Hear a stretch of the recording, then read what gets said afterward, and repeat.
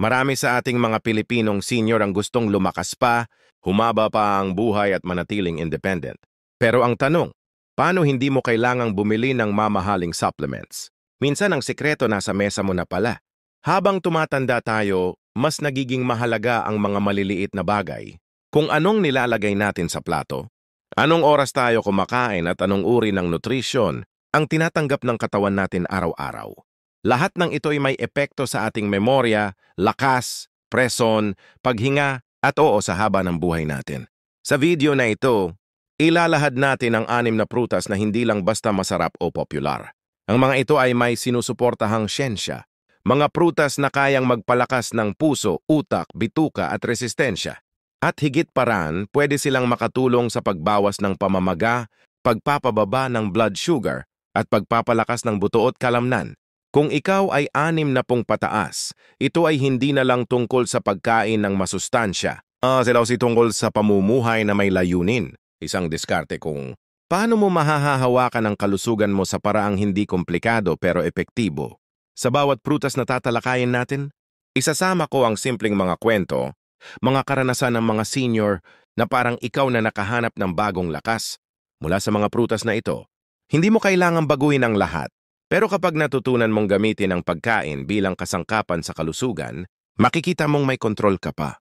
Kaya habang pinapanood mo ito, baka ma-realize mong matagal mo na palang hinahanap ang ganitong klaseng impormasyon. Kaya manatili ka hanggang dulo dahil ang huling prutas sa listahan, iyon sa mga pag-aral ay may potensyal na baguhin ang antas ng enerhiya mo araw-araw. At kung sa puntong ito'y interesado ka na, huwag mong hayaang lumipas ito. Nang hindi mo isinusulat sa papel o sa isip mo ang mga prutas na makatutulong sa'yo, ilista mo, ibahagi mo at kung may kakilala kang pwedeng makinabang, ipanood mo rin ito sa kanila. Hindi ito typical na health video. Hindi ito gawa para takutin ka. Gawa ito para bigyan ka ng kapangyarihang gumawa ng maliliit pero makapangyarihang desisyon simula sa susunod mong almusal. Dahil minsan isang prutas lang ang kailangan para muling bumilis ang lakas mo. Lumiwanag ang isip mo at mas maramdaman mong ikaw pa rin ang may hawak ng direksyon ng kalusugan mo. Unang prutas, blueberry. Minsan isang simpleng almusal lang ang kailangan para mapanatiling malinaw ang isip. Isipin mo si Mang Ernesto, halos araw-araw siyang may kasamang asul na prutas sa kanyang umaga. Hindi niya ito kinakain dahil uso kundi dahil napansin, niyang habang ginagawa niya ito, mas maayos siyang nakakapag-isip, mas kalmado, mas buo. Ang blueberry ay tinaguryang brain berry ng mga eksperto. Maliit man ito sa laki pero puno ito ng sustansyang may direktang epekto sa utak. Ang asul nitong kulay ay galing sa anthocyanins, isang uri ng antioxidant na may kakayahang labanan ng oxidative stress, pabagalin ng mental aging at palakasin ang koneksyon ng mga selula sa utak. Kapag regular mong isinama ang blueberry sa dieta mo, maaaring mapababa ang panganib ng Alzheimer's, dementia, at iba pang age-related memory loss. Sa madaling salita, ito'y hindi lang pampalinaw ng isip kundi pananggarin sa paglabo nito. Hindi mo kailangang maghintay ng reseta para dito.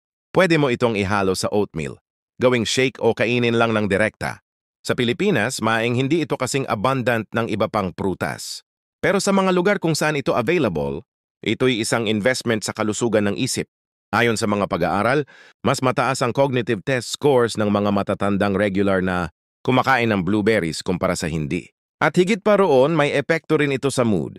Napansin ng ilan na mas magaan ang kanilang pakiramdam at mas kalmado ang kanilang kaisipan pagkatapos ng ilang linggo ng tuloy-tuloy na pagkain nito. Hindi ito magic fruit pero sa simpleng prutas na ito, may taglay na posibilidad na sa bawat kagat may bahagi ng utak mong muling pinapalakas. Kaya sa susunod na bumisita ka sa palengke o grocery, baka ito na ang paborito mong bagong kasama sa almusal. At kung napapaisip ka kung epektibo nga ito, tanungin mo ang sarili mo. Sa edad mong ito, anong halaga ang ibinibigay mo sa kalinawan ng isipan? Dahil kung mahalaga ito sa'yo, marahil panahon na para seryosuhin ang mga simpleng bagay tulad ng blueberry. Kung nanonood ka pa rin hanggang dito, baka ikaw na mismo ang dahilan kung bakit mas maraming senior ang magbabago ng pananaw tungkol sa pagkain. Paki-comment ng salitang kalinawan sa ibaba kung sa tingin mo'y mahalaga ang malinaw na pag-iisip sa mas mahaba at mas makabuluhang buhay. Ikalawang prutas, avocado. Hindi lahat ng taba ay masama. At kung may isang prutas na nagpapatunay niyan, ito ang aboko. Sa unang tingin, mukha lang itong simpleng creamy na prutas. Pero sa bawat kagat, may dala itong lakas para sa puso, utak at buong katawan. Isipin mo si Aling Teresa 70 popper na anyos. Mula nang isama niya ang abokado sa kanyang agahan, napansin niyang mas kalmado siya, hindi na agad napapagod at mas magaan ang pakiramdam ng kanyang dibdib. Hindi niya ito sinimulan bilang diet trend. Sinimulan niya ito bilang panata sa sarili na alagaan ang puso niya habang may panahon pa. Ang abokado ay mayaman sa monounsaturated fats, ang uri ng taba na sinasabing tumutulong magbaba ng masamang kolesterol, LDL at magtaas ng magandang kolesterol, HDL, LDL low-density lipoprotein, HDL high-density lipoprotein. Sa masimpleng paliwanag, ito ang klase ng taba na tumutulong. Linisin ang daluyan ng dugo, hindi ang barahin nito. Bukod pa rin puno rin ito ng potassium, isang mahalagang mineral na tumutulong pababae ng blood pressure. Sa edad natin ang presyo ay parang tahimik na banta. Hindi mo ramdam agad pero unti-unti kang inaapektuhan. Kaya ang pagkakaroon ng abokado sa pangaraw-araw na pagkain ay parang may natural na panangga sa loob mo. Isa pa sa mga benepisyo ng avocado ay ang taglay nitong fiber na tumutulong sa digestion at nagpapanatili ng tamang sugar level. Para sa mga senior na may concern sa diabetes o mabagal na metabolism, malaking tulong ang abok dahil nagbibigay ito ng steady energy at pinipigilan ang biglaang pagtaas ng asukal sa dugo. At kung iniisip mong mahirap itong ihalo sa pagkain, isipin mo ulit. Pwede itong gawing palaman sa tinapay, ihalo sa salad, gawing smoothie o kainin lang na may kaunting asin. Hindi mo kailangang maging chef para gawing parte ng routine ang ganitong simpleng prutas. Ayon sa mga pag-aaral, ang matatandang regular na kumakain ng abok ay may mas maayos na blood flow, mas matatag na tibok ng puso at mas mababang panganib ng stroke. Pero higit pa rin, may epekto rin ito sa mood dahil ang healthy fats ay tumutulong din sa produksyon ng hormones na nagpapagaan ng pakiramdam. Sa mga panahong parang mabilis tumakbo ang mundo, minsan ang kailangan lang natin ay isang simpleng sandali ng pahinga at isang simpleng pagkain na makakatulong sa ating panloob na balene. Kaya't sa susunod na mamimili ka sa palengke, tandaan, ang isang abokado bawat araw ay maaaring magbigay ng katahimikan sa loob at tibay sa puso. Isang maliit na kagat, isang malaking hakbang sa mas malusog na bukas. Ikatlong prutas, pomegranate. Kung ang dugo ang bumubuhay sa ating katawan, ang magandang sirkulasyon naman ang nagsisiguro na bawat bahagi nito'y naaalagaan. At pagdating sa pagpapabuti ng daloy ng dugo, iisa ang prutas na matagal ng pinagkakatiwalaan. Ang pomegranate. Isipin mo si Mang Isko, 7 taong gulang. Dati-rati mabilis siyang mapagod. Laging nanlalamig ang kanyang kamay at paa at parang mabagal ang kilos ng katawan. Pero nang isama niya ang pomegranate juice sa kanyang hapon na merienda, unti-unting nagbago ang lahat. Hindi ito milagro. Ito'y siyensya at disiplina. Ang pomegranate ay sagana sa polyphenols, mga makapangyarihang antioxidant na tumutulong upang mapanatili ang kalusugan ng mga ugat. Sa madaling salita, pinapakalma nito ang mga daluyan ng dugo. Pinapababa ang pressure at binibigyan ng panibagong sigla ang puso. At hindi lang ito limitado sa puso. Nakakatulong din ito sa mas malawak na sirkulasyon ng dugo sa buong katawan, kabilang na ang utak, mata at balat. Sa mga senior, ang sirkulasyon ay hindi na kasing bilis ng dati. Kaya't anumang makakatulong para ito'y mapabuti ay mahalagang bahagi ng pang-araw-araw. Ang regular na pag-inom ng katas ng pomegranate o pagkain ng buto nito ay may potensyal na pababain ang panganib ng heart disease and stroke. At dahil tumutulong din ito sa pagbawas ng pamamaga, maaari nitong mapagaan ang nararamdamang paninigas o pananakit sa katawan. Bukod pa sa puso, may isa pang benepisyong dala ang prutas na ito. Laban ito sa pagtanda. Ang oxidative stress ay isang tahimik na kalaban na nagdudulot ng panlalambot ng kasuasuan, pagtiklop ng balat at pagkasira ng mga selula. Pero dahil mataas sa antioxidant ang pomegranate, nakakatulong ito para labanan ang mga senyales ng pagtanda mula sa loob. Sa katunayan, ay pinapakita ng ilang pag-aaral na ang mga regular na kumakain ng pomegranate ay may mas maayos na blood vessel elasticity, mas maliwanag na kutis at mas mababang panganib ng degenerative diseases gaya ng Alzheimer's at arthritis. Isipin mo isang prutas na hindi lang nagpapalakas ng katawan kundi nagtatagal pa ng sigla ng iyong itsura. Kaya't hindi na nakakagulat kung bakit sa maraming kultura, ang pomegranate ay tinuturing na simbolo ng buhay at kasiglahan. Halimbawa, si Lola Nena, 80 taong gulang. Simula nang idagdag niya ang pomegranate sa kanyang diet, inihahalo sa yogurt, minsan ay ginagawa pang tea. Napansin niyang hindi na siya agad-agad napapagod. Mas gumanda ang kanyang kutis at ang dating panlalambot ng kanyang tuhod ay tila nawala. Araw-araw na pakunti-kunti pero may epekto. Ang sikreto, hindi kailangang sobra konti pero tuloy-tuloy. Isang maliit na hakbang araw-araw patungo sa mas maayos na sirkulasyon, mas maliwanag na isipan at mas mahaba-habang lakas ng katawan. At huwag kalimutan, ang pagpili ng tamang pagkain ay isa ring anyo ng pagmamahal sa sarili. Sa halip ng mga mamahaling produkto o supplement, bakit hindi magsimula sa prutas na makakaya ng bulsa at may napatunayan ng benepisyo? Ang pomegranate ay hindi lamang prutas na pampalusog. Ito rin ay paalala na minsan nasa simpleng bagay ang tunay na ginhawa. Kung sa bawat araw ay may isa kang gagawing mabuti para sa sarili mo, bakit hindi ito? Ang pagsama ng pomegranate sa iyong pagkain ay isang maliit na desisyon na maaaring magdala ng malaking pagbabago sa mga darating na taon. Ika-4 na prutas, papayam. Kapag usapan ay tungkol sa panunaw at kalusugan ng tiyan, iisang prutas ang agad na naiisip ng marami, ang papaya.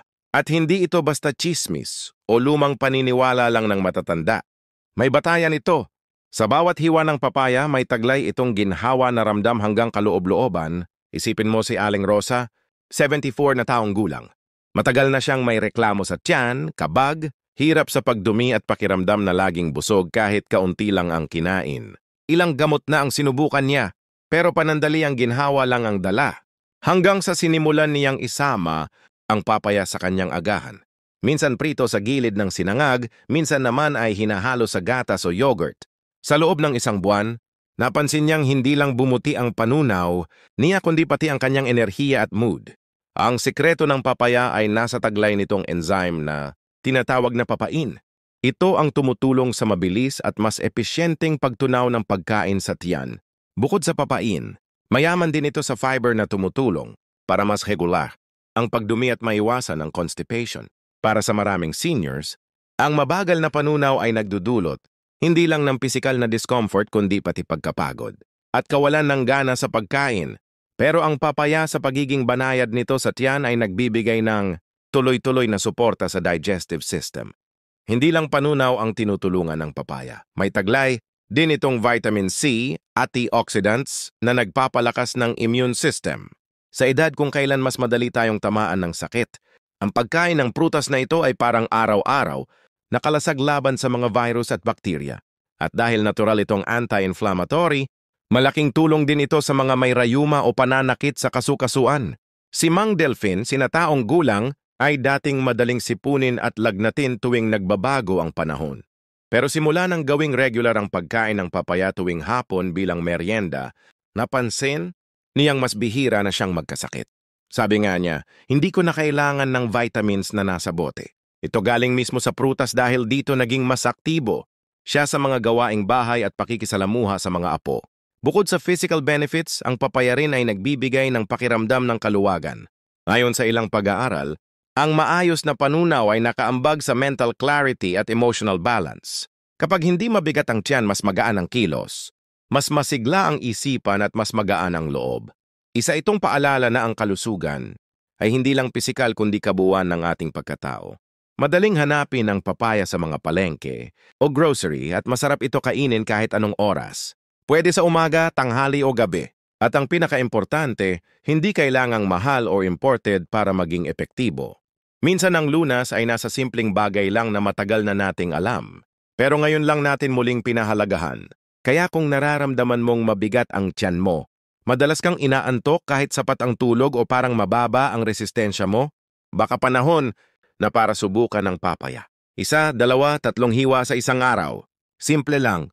Pero maaaring ito ang simula ng mas magaan at mas masiglang pamumuhay. 5 prutas, mansanas. Sabi nila, isang mansanas bawat araw ay naglalayo sa doktor. Sa panahon ng pagtanda, ang simpleng kasabihang ito ay mas nagiging totoo. Ang mansanas ay isang prutas na hindi lang abot, kamay kundi puno rin ng sustansyang kailangan ng katawan lalo na ng mga senior. Ang mansanas ay mayaman sa fiber particular na ang PC10 na tumutulong pabagalin ang pag-absorb ng asukal sa dugo. Para sa mga matatandang may panganib sa type 2, diabetes o gustong mapanatili ang blood, sugar sa ligtas na antas, ang mansanas ay isang simpleng solusyon. Bukod dito, ito rin ay may natural na antioxidants na tumutulong labanan ng pamamaga sa katawan. At hindi lang basta para sa blood sugar or inflammation, ang mansanas ay nagbibigay rin ng tulong para sa gut health. Ang fiber nito ay nagsisilbing pagkain ng mga good bacteria sa tiyan na nakakatulong sa overall digestion and immunity. Isipin mo si Mang Daniel 82 taong gulang. Dati madalas siyang makaramdam ng pananakit ng kasukasuan at pagiging matamlay. Ngunit nang gawin niyang bahagi ng kanyang araw-araw, na merienda ang isang mansanas, napansin niyang mas gumaan ang kanyang pakiramdam. Mas madali siyang nakakagalaw at hindi na siya basta-basta napapagod. Bukod sa physical na pagbabago, napansin din ng kanyang mga apo na mas masigla siya, mas madaldal sa mga kwentuhan at mas masaya tuwing hapon. Ang mansanas ay versatile. Maaaring kainin ng buo, ihalo sa salad, gawing partner ng peanut butter para sa dagdag na o ihalo sa lutong ulam, tulad ng adobo na may twist. Hindi ito nangangailangan ng espesyal na preparasyon at madalas ay mura pa sa palengke. Maging ito man ay kulay pula, berde o dilaw, bawat kagat ay may hatid na benepisyo. Mahalaga ring tandaan na ang regular na pagkain ng mansanas ay hindi lang para sa katawan, kundi para rin sa isipan. Pinapakitaan ko nga daw pag-aaral na ang mansanas ay may mga compound na nakakatulong sa brain health na mahalaga habang tumatanda. Para sa mga seniors na nais manatiling alerto, focused at hindi makalimutin. Ang simpleng prutas na ito ay maaaring maging lihim na sandata. Kung sa mga sinabi natin ay may natutunan kang bago, baka panahon na para manatili kang kasama namin. I-click ang subscribe hindi lang para sa susunod na video, kundi para sa sarili mong kalusugan dahil bawat impormasyon dito para sa'yo talaga. Kaya't kung naghahanap ka ng meriendang masarap, madaling dalhin at mabuti sa katawan, ito na ang sagot.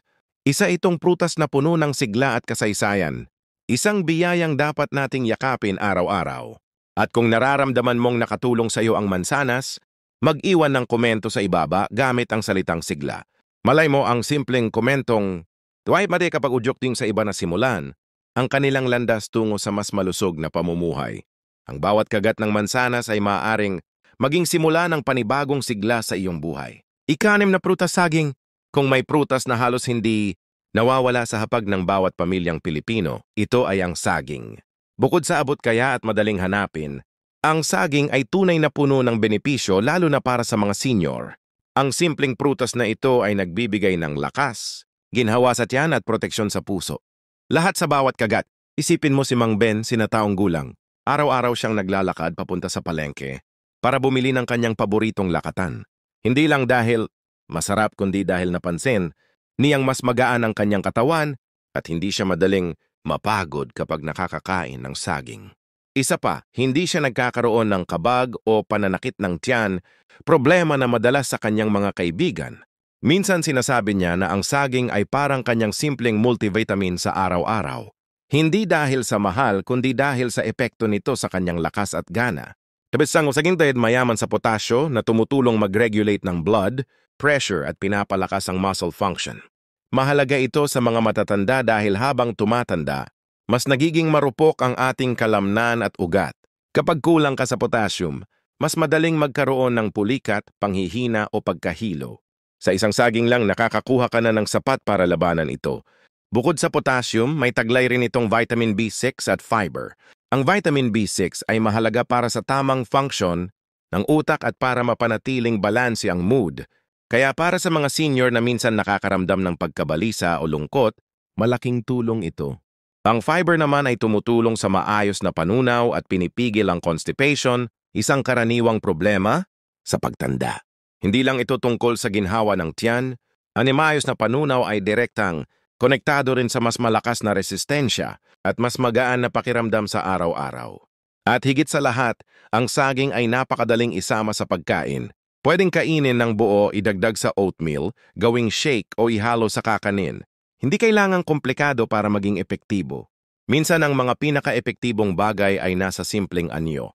At dahil sa natural na tamis nito, isa rin itong mahusay na alternatibo sa matatamis na pagkain na kadalasang nagpapalala ng blood sugar levels. Isipin mo sa bawat kagat ng saging para kang binibigyan ng yakap ng kalikasan. Mainit, malambot at puno ng kabutihan. Tulad ni Aling Marita, 74 na taong gulang na nagsimulang kumain ng saging tuwing 2 oras ng hapon para mapabuti ang digestion. Sa loob lang ng ilang linggo, naging regular ang kanyang pagdumi at mas gumaan ang pakiramdam niya. Simula noon, hindi na siya nawawalan ng saging sa kusina.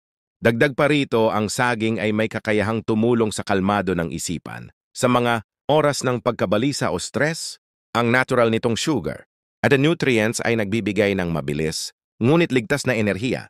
Hindi ito tulad ng matatamis na tsokolate na nagbibigay lang ng pansamantalang sigla. Ang saging ay may stable at gentle na epekto sa katawan.